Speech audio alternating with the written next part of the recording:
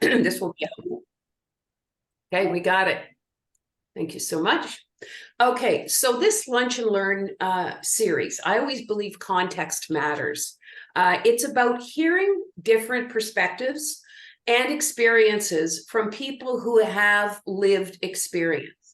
In the fall, as part of the Underrepresented Groups Project, a project that 4 different networks, including Literacy Link, have been involved in, we held some focus groups, and we said, when you think about literacy and basic skills programs, what groups of people could we do a better job of serving that we either don't have the tools, not sure about the messaging, not sure if we have the accessibility or ready for the diversity that groups bring to our LBS program.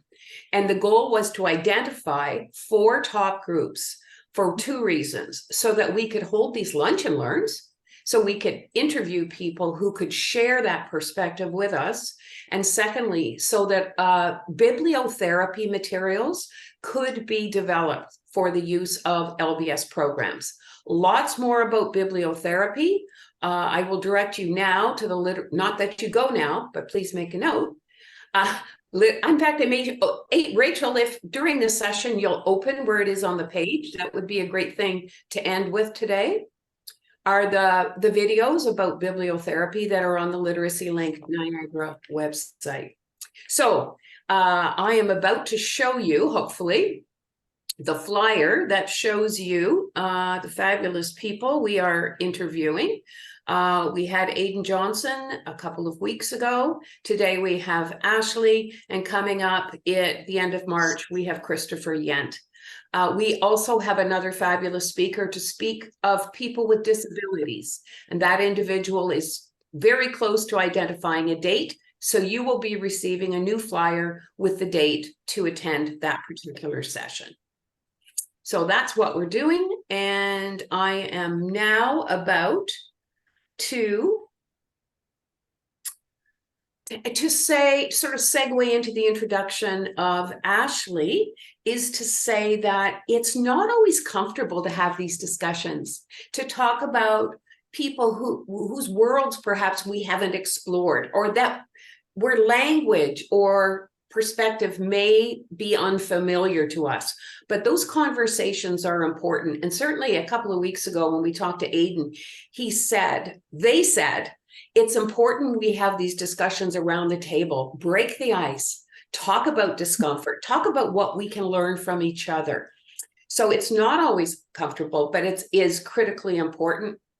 So the way it's going to work today is I'm just about to introduce you to Ashley, and then I am going to open the floor for questions. I have a few questions and prompts for Ashley, although I don't think, based on our conversation so far, Ashley, you're going to have any problem expressing yourself. Then we'll open up to the floor. So we're going to go maybe 30 minutes with Ashley, and then we'll just see how it goes and interact with questions and answers at that point. So it is my distinct pleasure to introduce you to Ashley Pollock. Ashley is an impassioned supporter of social justice issues. She happens to be a Niagaran, and over many years, she has learned how to navigate, how to locate, and how to stretch resources to attain the basics of life. So she is an experienced voyager who is going to share her perspective with us. She has been a volunteer her entire life, and she is currently volunteering with Regional Mental Health Committee through the government, our local government, the United Way of Niagara, and the Niagara Poverty Reduction Network. So welcome, Ashley. And the first question I will ask you is, apart from that very brief bio, tell us more about you. Okay, so I'm Ashley, and yes, I'm very outspoken. And yes, I have volunteered all my life. It started in England, because in England, at least when I was there, in the 1950s, I'm 72 years old, people still went round the parish to give things to people who weren't as well off as you. And not like we were wealthy, not even close. We were just straight middle class in England. And class is very important in England, let me tell you. So, okay, I'm a senior and I am more or less in poverty. And what do I mean by more or less? Is it means that I struggle on a monthly basis to pay my rent, my bills, drive my car, and put healthy food on the table. I usually get by, but I do very often visit the food bank, and I certainly go to every pop-up market that I can attend. And as Gay said, I've been active in social justice pretty much all my life. I mean, I was absolutely totally in it during the 60s and 70s, reduced a little bit after that. But as soon as I retired, I jumped right back in full tilt. And so that's about me. Gay gave me some questions. And the second question after, tell us about yourself. Tell us about your experience navigating systems and working with people living in poverty. Navigating can be very hard to do. There's a number of reasons. One, a lot of it is the information is hard to find, so not well disseminated. And is it only internet access? Is it only in a newspaper? Is it on a little poster at the library? So it doesn't get to the target or a lot of the target audiences. So that navigation can be very, very difficult to do. Personally, I'm an in your face person, though I do hope that I come across as friendly. And I ask questions and I ask for help. But at the same time, there's a lot of people, and many people do have difficulty doing this. Okay, because to some extent we are all very, very shy. And it's though agencies don't tend to be intimidating, they can come across that way. And then of course there is the information out there? Like, is it out there? Are people seeing it? And then of course there is the shame factor that is associated with poverty. So my suggestion to anybody is just simply persevere to the best of your ability. And if you need some courage, talk to a friend of you, talk to someone before you go along to talk to an agency or phone up an agency, and or even bring them along if you're visiting. And of course, I ask them, please, please, please don't be ashamed. When I retired, I looked at the money that I was going to get with my pensions. I get CPP, I get old age, and I get GIS, which is guaranteed income supplement. It's not much money. Currently, right today, it was less when I first retired, but today is $22,000 a year. I'm sure you can all do the math. Mm-hmm. And can you live on $22,000 a year, drive a ar, rent an apartment, pay utilities? And I'm going to come back to utilities shortly because it's a good example. Put food on the table, clothe yourself, get toiletries, etc., etc. It can be very difficult, and it takes a lot of juggling. So with regards to utilities, and it's a really great example, at least it is for Ontario, is they have a program for seniors. And that once you get to retirement age, you just apply to your utility that you normally pay money to, and you say, okay, this is what my income is, and you can get up to $75 per month applied to your utility bill. My utility bill is about minus 200 something or other at this point, because since I've retired, I just don't use that much electricity. I have no gas in my apartment, and the water is included in the rent.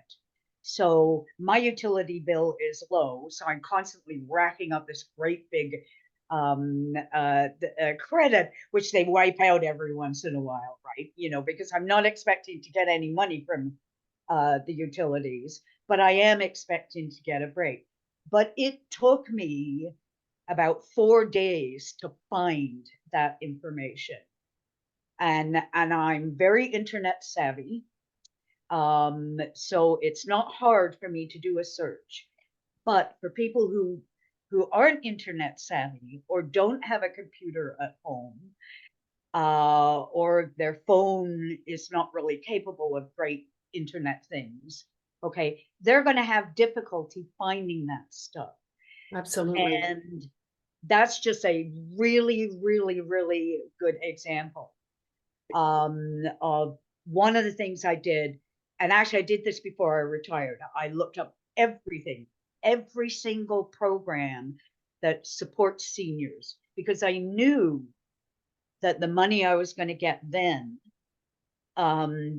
was not going to be adequate.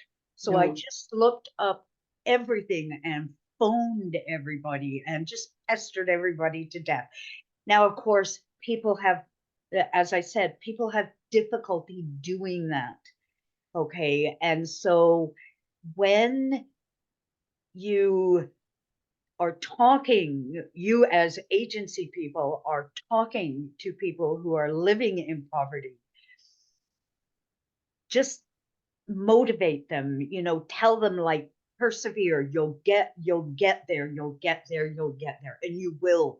It's like, don't keep trying, don't give up.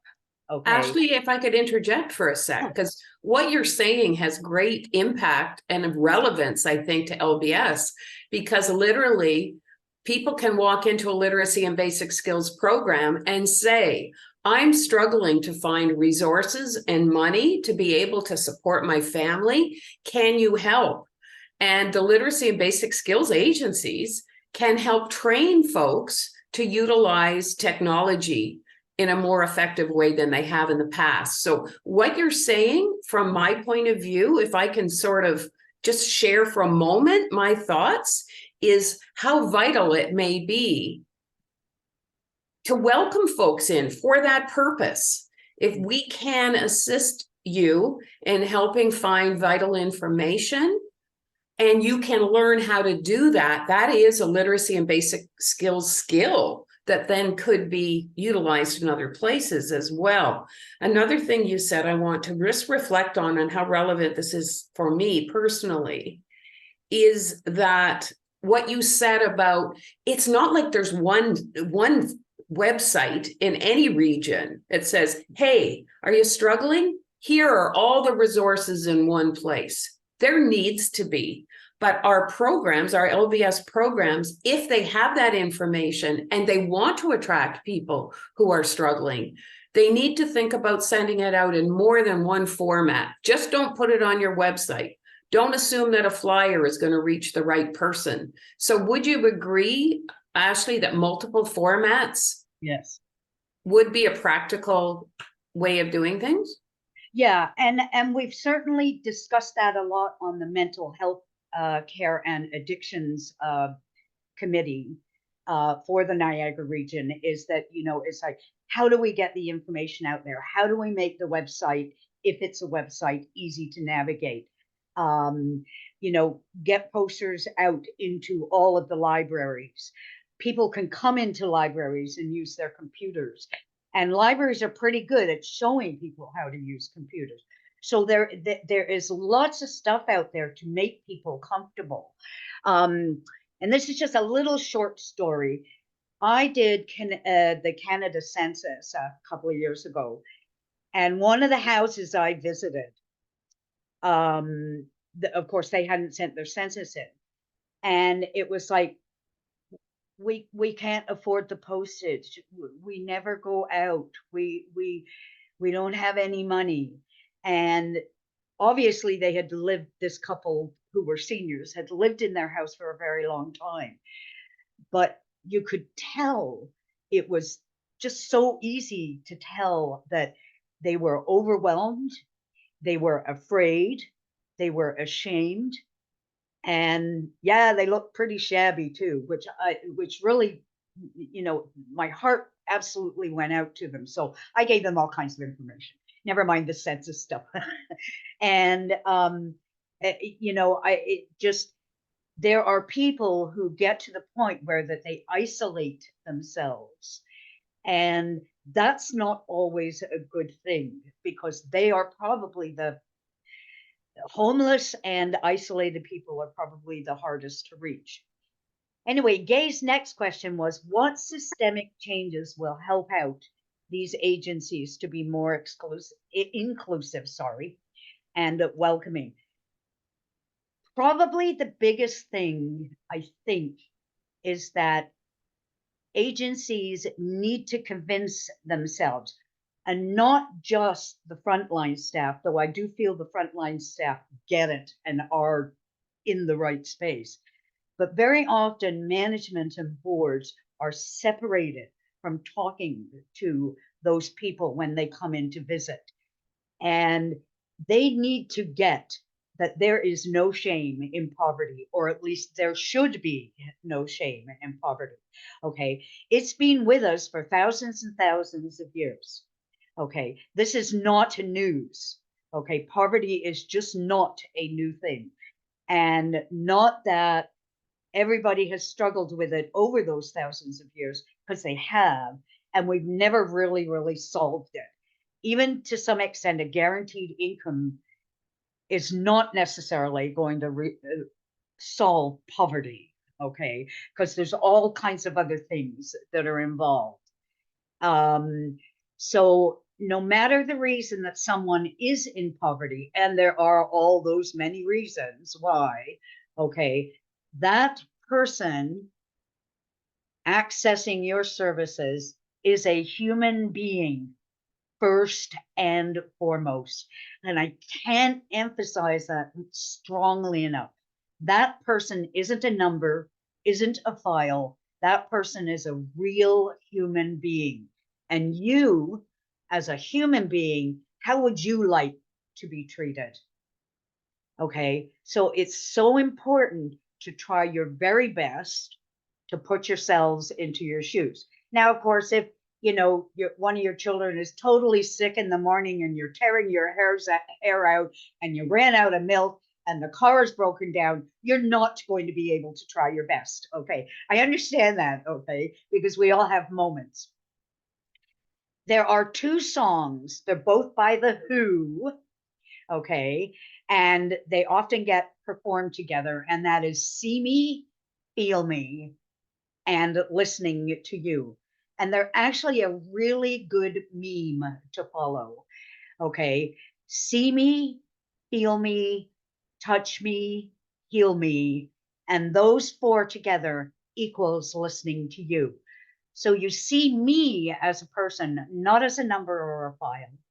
You feel me, and that's not necessarily empathy or sympathy, but it's understanding, which is active listening. And active listening can be really hard to do. I know I took a couple of courses, and even today I don't fully actively listen, whatever, right? And therefore, but once you get to that point, that active listening, or pretty good active listening, it then becomes easy to touch me and heal me, because you've listened to what I have said. And validation is hugely healing. Never mind that validation also means respect for the person. Okay. Thank you. And I hope that I just it's just funny that the Who came up with the right words in their songs. They did. Yeah. They did. Yeah. Please carry on with any sort of systemic or practical issues. Yep. And I'm going to just, once again, just jump in. And what comes to mind is, and I know that our ministry does not pay for food. The ministry does not allow our literacy and basic skills programs to purchase food on behalf of learners, but it is hard to learn when you're hungry. And in my many years with the network, we did have programs in which the staff themselves would come in with soup ingredients and put a crock pot on. I'm not saying that's a good practice, and it's not, no, it's not, you know, it's not appropriate in terms of our funder, but the reality is that those programs, in terms of practical solutions, they had a little bit of an advantage because people knew they could get a cup of soup. So aside from that sort of very practical approach that some programs still use, by the way, I'm aware of, they find resources other places. What other practical or systemic, either or, can you think of? Because, yeah, I'll just be quiet and let you chat. Okay, so one of the things I think is very important for agencies, and that's not just literacy agencies, it's all of the what I term as social justice agencies, whether it's somebody looking at addiction, or it's a legal clinic, or it's a literacy program, or it's we'll get you into this program, or it's United Way. It doesn't matter the agency, okay? But if agencies start talking to and communicating with each other, saying, hey, I've got this person in our literacy program, and I know that they're struggling with their housing. Is there anything you can do? Is there anything you can suggest? Another agency for this person to go to so that I can pass that information along to that person. Okay. And so it's a matter of, don't let your agencies be in silos. Like, yes, your literacy is your focus, but at the same time, people are just like, they're complicated, okay? And everything that's involved in poverty is complicated, okay? And when you start that sharing, that building of that sharing amongst agencies goes a super long way. And just a bit more on poverty being multifaceted is that it isn't just about how can I afford a prescription? My teeth are a train wreck. How can I get them fixed? How can I get home from the grocery store or the food bank? Because those bags are heavy. How can I pay my utility bill and get some healthy food, both during a month? And can I also get some nice clothing to hopefully get me a job, or even just to go out to Tim Hortons and get an unhealthy donut and so on? I can assure you that with the money that I get from my pensions, I'm not going on any vacations. I do not own a cottage. Yes, I have a car, and I ain't giving it up. I refuse to give up my freedom that the car gives me. Absolutely. Okay. And so it's true that if I gave up the car, I probably wouldn't be juggling my grocery bill, but I'm not giving up my car. Just because I am poor does not mean that I should give up something which really is not a luxury. I mean, a vacation or a cruise, yeah, that's a luxury, but a car is not. Everything is far away, no matter what. I live in a food desert, so I can assure you, I am like at least 5 miles from the closest grocery store. Okay. You need that vehicle. You need that vehicle. Yeah. And what you said, go ahead. Sorry, the last thing is that sensitivity and active listening training, I think, is really, really good for everybody. I know that it doesn't always hit home the first time, because sometimes you're just so overwhelmed. Like when I took the Indigenous sensitivity training, it was like I went, oh, I just couldn't handle it. So I had to stop doing it. And then I came back to it later, a few months later, and I was able to get through it. But it triggered. And it's the same. And even though in Indigenous sensitivity training can be very, very triggering, not all sensitivity training is triggering. Active listening, I'm not so sure that's triggering, but whatever. But again, it's very important for the agencies to, let's talk to each other. Let's, what are you guys doing? What are you guys doing? And oh, that's a great program. And you know what? That might team up or even work with something else. And even if even if the person who comes in who like just smells like dog poop, which is really hard to handle because it is hard for frontline staff to handle that kind of thing, and it is okay, is that sensitivity training will help the frontline person get through that discomfort. Okay. And if the frontline person is less uncomfortable, then the person coming in is also less uncomfortable. Right.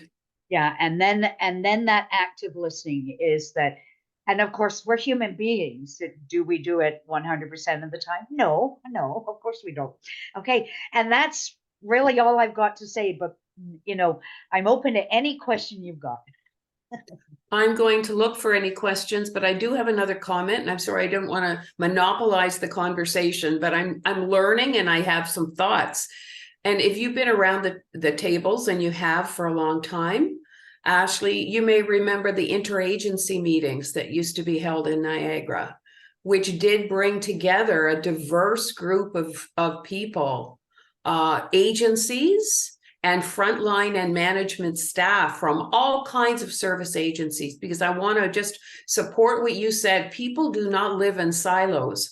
And many of these agencies are or should be serving the same person. And they just simply it could be a matter of not being aware. So what agencies can do to make those connections with the legal clinic, with the women's shelter, with whatever other kinds of services folks may need, it's tough, and it's hard to find time in a delivery agency to do that. But I support what you say. I think it's vitally important, and people don't know what they don't know is there to serve them. So thank you for listening. Okay, Chloe has a question. Please go ahead, Chloe. More so to echo kind of what you guys have both been saying. So for me, I've been in my role with Contact North for about 2 years. And when I stepped into a leadership role, my goal when I started that leadership role was to connect with every single community agency that I partner with, that I work with, find out who they are and what they're doing, and know what's in my community, so that when I am working with clients, I can say, if they bring up something, I can say, oh, by the way, this organization can help you with this, or this organization can help you with that. So I've been very diligent in kind of growing my understanding of the communities I serve and the community partners that I work with. And that has made an amazing difference. It's built connections beyond belief. It's one of the best things probably about what I do.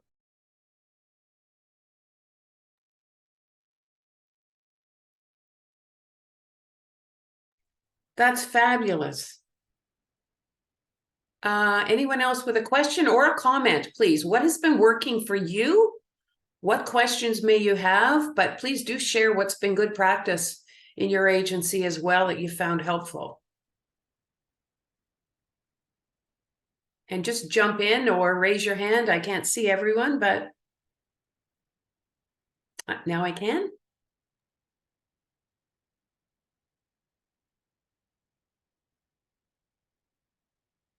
I'll share some thoughts. Thanks, Karen. I think for me, I've been in LBS for 23, 24 years. I think one of the things that I was really struck by when I first started teaching was what voice to use myself to I know issues of social justice are really, really important to me. And I wanted to be able to talk about things. I wanted to be able to talk about things that I'm not experienced, but the people in my classroom might be experiencing. And what voice do I use to have that conversation? What language do I use? How do I position myself? I also found it really difficult because I might find materials like, let's say, an article at those times in the newspaper that might be about something like, let's say, food insecurity.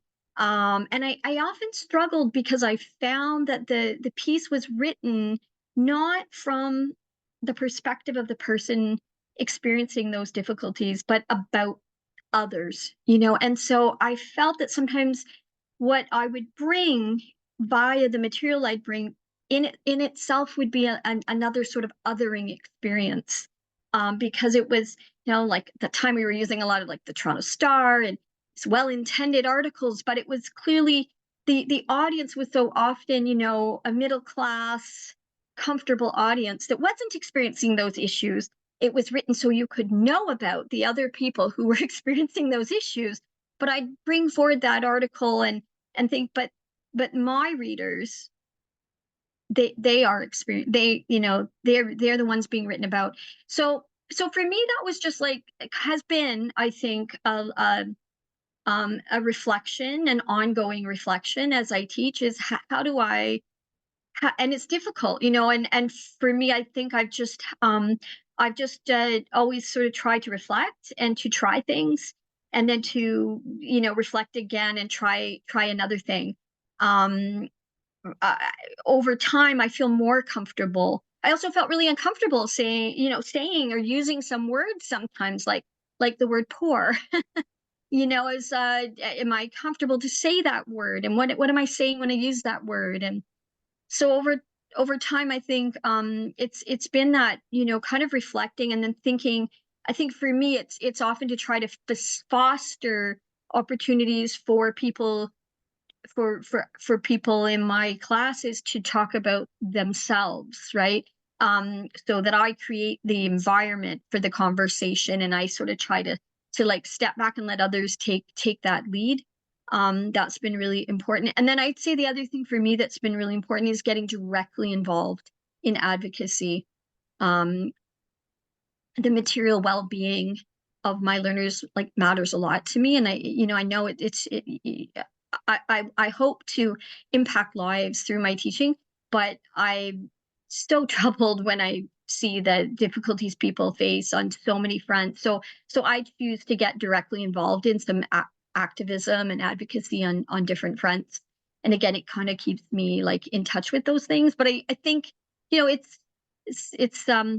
it's always, to me, it's always a process, and a process where I try to, I guess, to be humble about that. And anyway, those are just a few thoughts.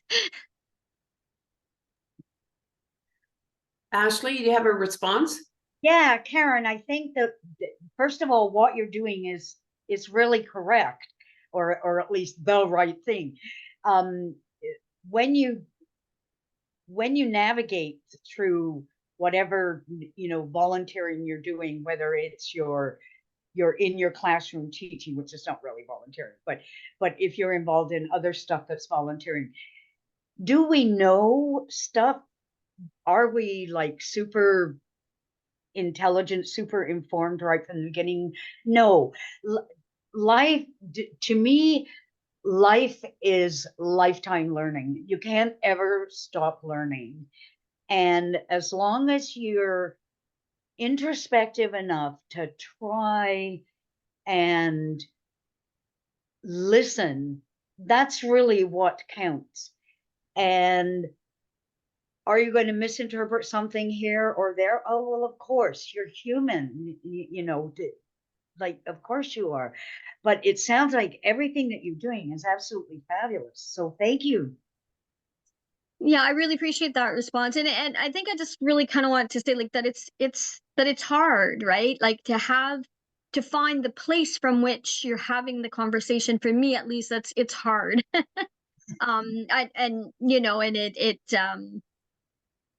but but it does change, you know. I guess that's what I'm saying too for myself. Like, it has changed over time. I feel more comfortable, but it's never like a place of total comfort, and that's probably the right thing, right?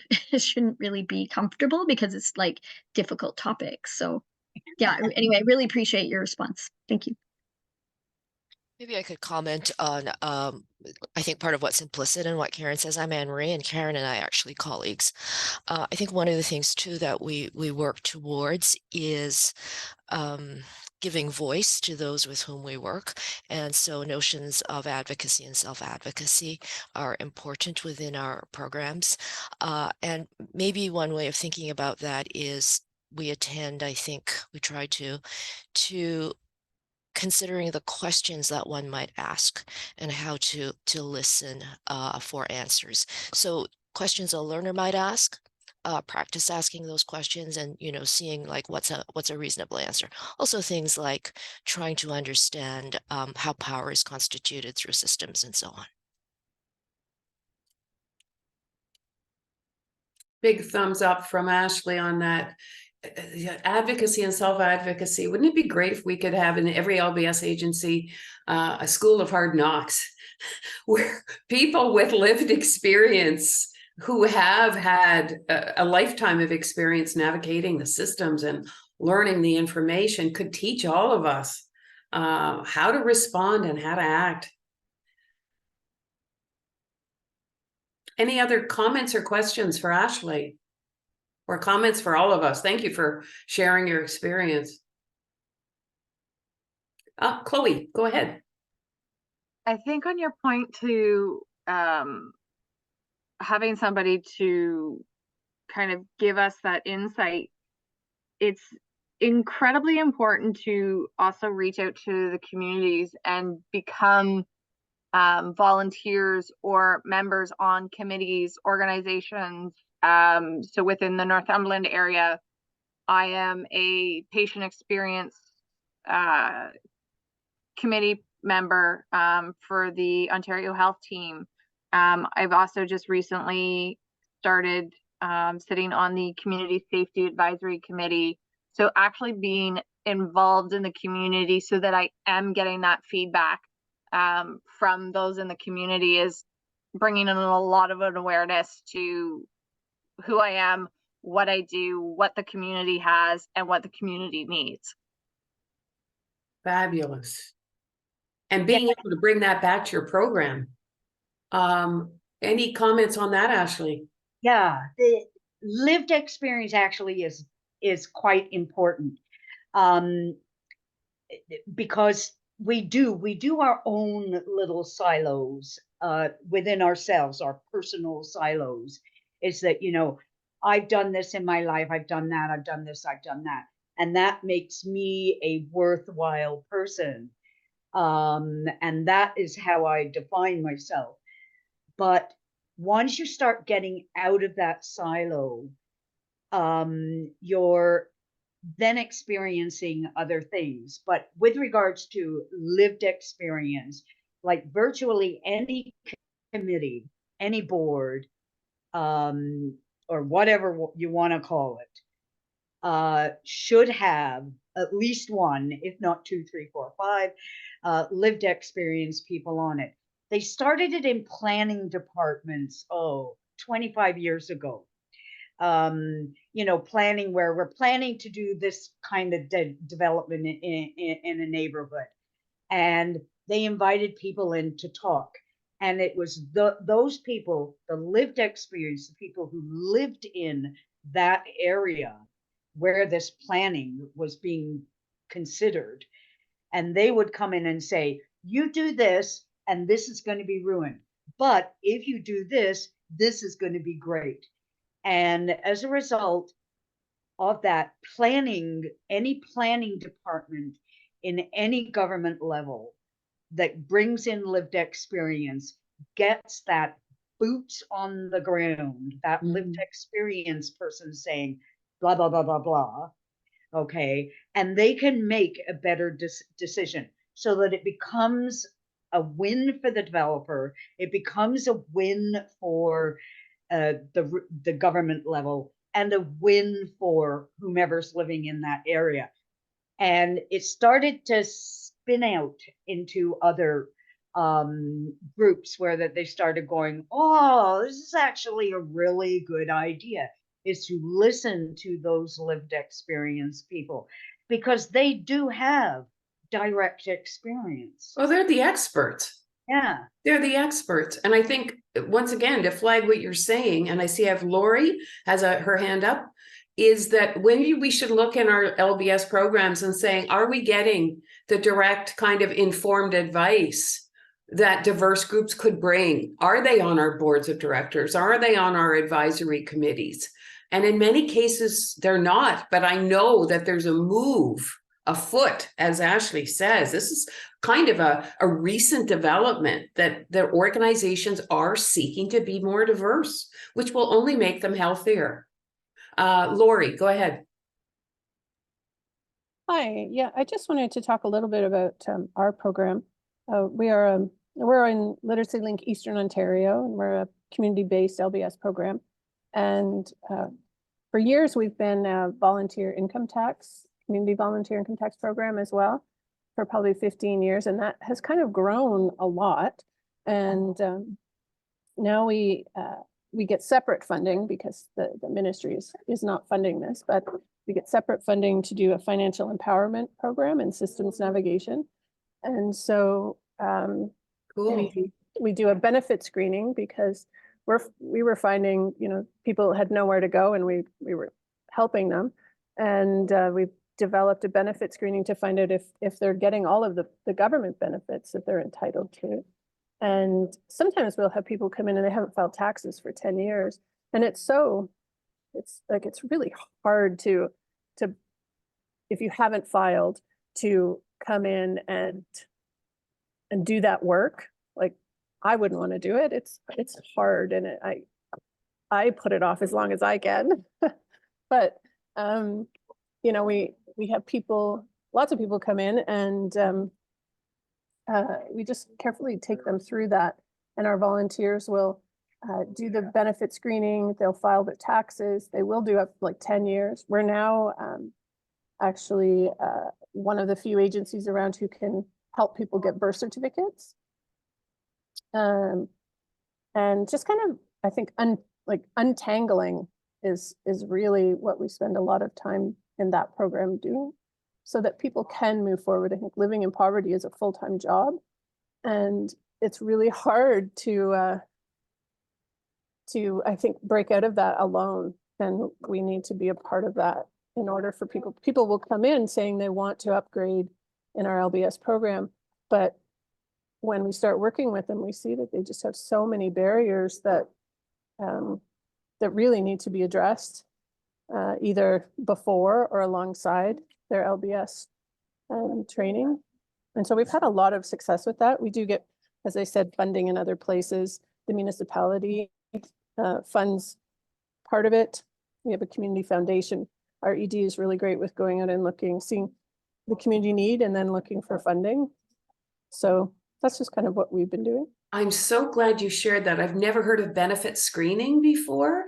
Imagine if having the time and the ability to be able to sit down with a new learner, a new person coming into the program, and identify their true broad needs that will then enable them to learn. I think that I've never heard of that. Ashley, have you ever heard of benefit screening? No, but it sounds absolutely fabulous. And I can send some info on to you if you want. Please do. And then you can share that with your network. Sharing. Sharing is caring.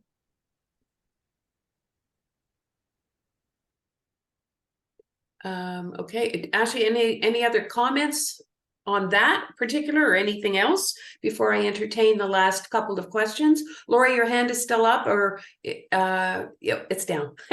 Anyone else with a question, comment, or maybe we'll let Ashley get almost the last word? Did you see in the chat, Gay? Oh, There's no, been I missed it. Thank you. quite a lot of activity, so Oh, I'll just put please. you up. Please, Vanna. Judy Barton. I don't know if Judy had said it vocally or Yep, just read it she's in chat. just unmuted herself. So Judy, go ahead. So this relates a lot to what the last couple of people have said, but my question in the chat was about goal setting, and not like specifically, you know, what is the one thing that you want to do, but just kind of I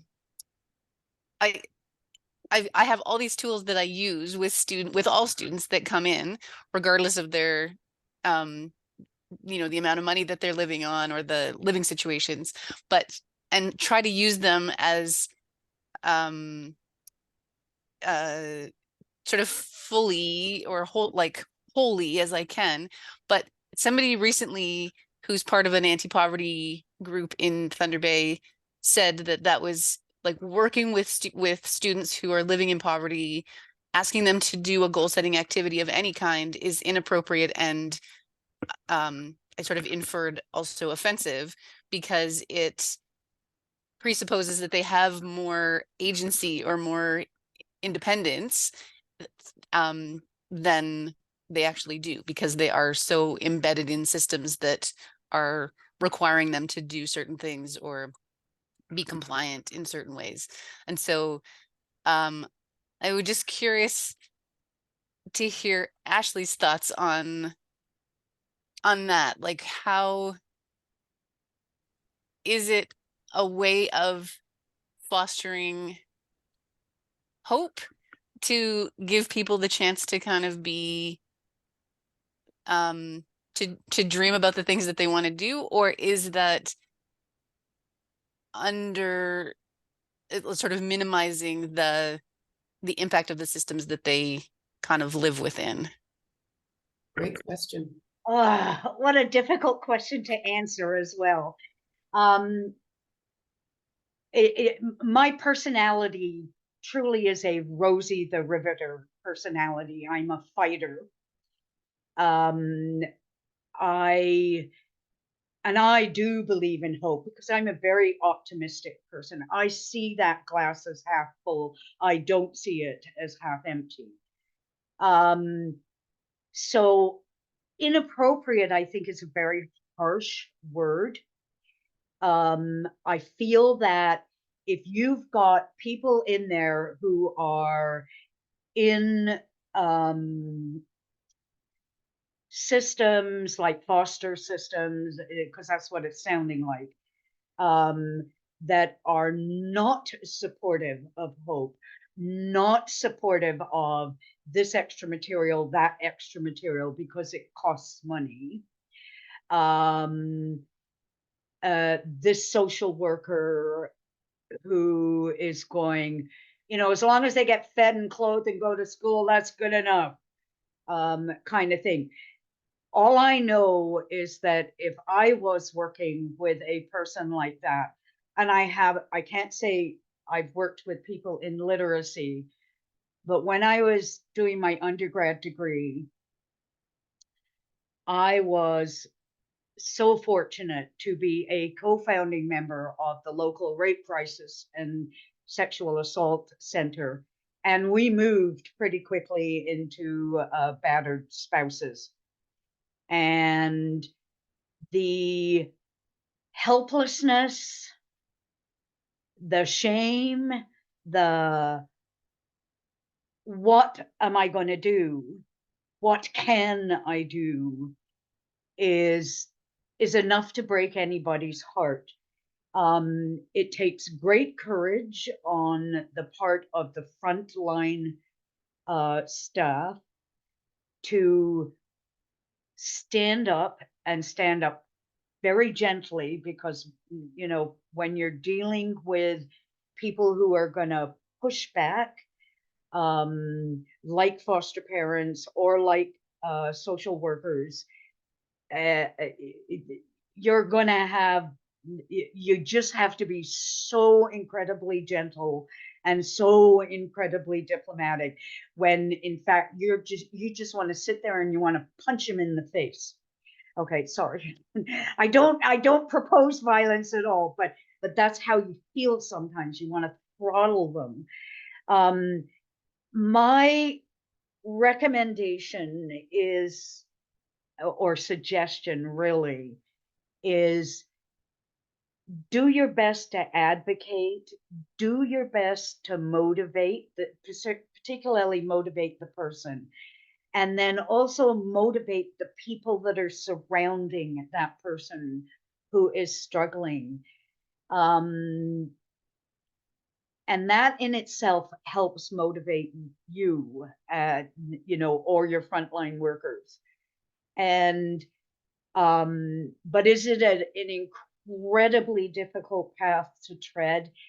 Yes, because I remember some of the conversations we had, particularly when we were dealing with, and I'm going to say battered wives in this case, because we started with battered wives and then moved into spouses. But it was just, you just were so frustrated with, particularly with the government agencies. Now, of course, in some ways that has changed. They are better at it than they are today. But people in foster care are so disadvantaged. And even if it's like a pinky square or a kiss across the room or a big smile across the room, just do your best to motivate that person. And people who, of course, who went through that, and are now adults, they are still struggling as well. Because I've never met an adult yet who went through foster care and didn't have issues. That was a really difficult question, Juna. I don't know if I've answered it very well for you or not. No, that was great. Thank you for your insights on that. I'm going to thank you. Thank you so much. I'm glad you got your question answered. I'm cognizant of the time. We have 4 minutes left, and I'm just going to flag that that was a really critical question about goal setting. How far do you go realistically with someone with multiple challenges, multiple things they may have shared with you as an LBS intake person or a practitioner? You build a relationship with people, right? And then you find out more and more and more about what's going on in their lives. And maybe it does feel almost false sometimes to set goals. So maybe this could be a whole conversation for professional development for all of us around setting realistic goals and empowering people to hopefully have hope. That's a big issue. Ashley put her thumbs up. That's a great message. Now, Chloe, you did have your hand up. If you still have a question or comment, I will let you be the last one to share it. No, I think it might have just been forgot to take it down. Oh, okay. Well, then it is my pleasure as we wrap up here to thank Ashley. I'm so glad that we got connected, and I know we're going to have lots more conversations as we have up to today's date. You've been a fabulous advisor to us and an expert in what you do and what you've learned. I think I must also say, as someone who shares your age, that part of being an elder also is the experience that you've accumulated over so many years. So thank you for being so transparent and helpful and allowing us to record you. We really do thank you for that. And we have some hands clapping. Tracy, you have a hand up. Would you like to close us out for today? Or is that an accident? Or maybe it was supposed to be Hands clapping. Yes, I think that's what it is. Okay, then I just wanted to remind folks that we have 2 more in this series. We will have the person with disability in the next couple of weeks. You'll be receiving notice about that once we get that date hammered down. And I believe it's March 26th for Christopher Yent, who's going to share his experience of mental health. Not only as his personal experience, but also his volunteer, just like Ashley, volunteer and professional experience as an advocate for people who are struggling with their mental health. So once again, thank you all for joining us. We know how busy you are. Have a great rest of the day and take care.